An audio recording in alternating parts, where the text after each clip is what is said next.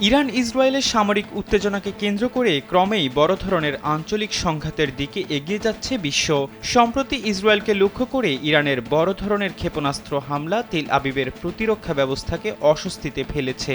পাল্টা জবাবে ইরানের তেল ক্ষেত্র থেকে শুরু করে পরমাণু কেন্দ্রগুলোতে হামলার পরিকল্পনা করছে ইসরায়েল। জবাবে তেহরান জানায় এমনটা ঘটলে তার পরিণতি হবে ভয়াবহ।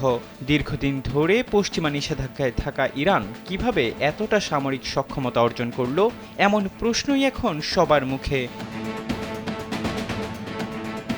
বিবিসি বাংলার এক প্রতিবেদনে বলা হয়, ১৯৭৯ সালে ইসলামী বিপ্লবের সময় ইরানের সামরিক বাহিনী ছিল মধ্যপ্রাচ্যের সবচেয়ে শক্তিশালী বাহিনীর একটি। বিপ্লবের কয়েক মাস পর তৎকালীন আয়াতুল্লাহ রুহুল্লাহ খামেনির অনুগত একদল শিক্ষার্থী তেহরানে মার্কিন দূতাবাসের দখল নিয়ে ৫২ জন আমেরিকানকে জিম্মি করে।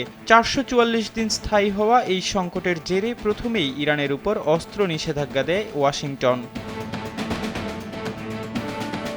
ওই সময় শাহ পাহলবির রেখে যাওয়া সামরিক বাহিনীর পাশাপাশি ইসলামিক রেভলিউশনারি গার্ড ক্রপস তথা আইআরজিসি গড়ে তোলেন আয়াতুল্লাহ রুহুল্লাহ খামেনি। ১৯৮০ সালে ইরান ইরাক যুদ্ধ শুরু হলে প্রথমে আইআরজিসির সেনারা পিছিয়ে থাকলেও পরবর্তীতে পাল্টা প্রতিরোধ গড়ে তোলে।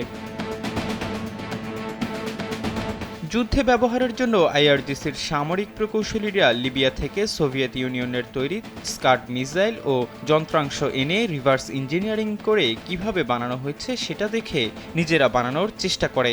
যুদ্ধ পরবর্তী সময়ে ব্যালিস্টিক ও ক্রুজ মিসাইলের বিষয়ে বেশি জোর দেওয়া হয় এবং এজন্য উত্তর কোরিয়া, চীনা এবং রাশিয়ানদের কাছ থেকে প্রশিক্ষণ নিতে থাকে ইরানি সামরিক প্রকৌশলীরা। তারপর নিজেরাই এসব ক্ষেপণাস্ত্র তৈরি করতে থাকে।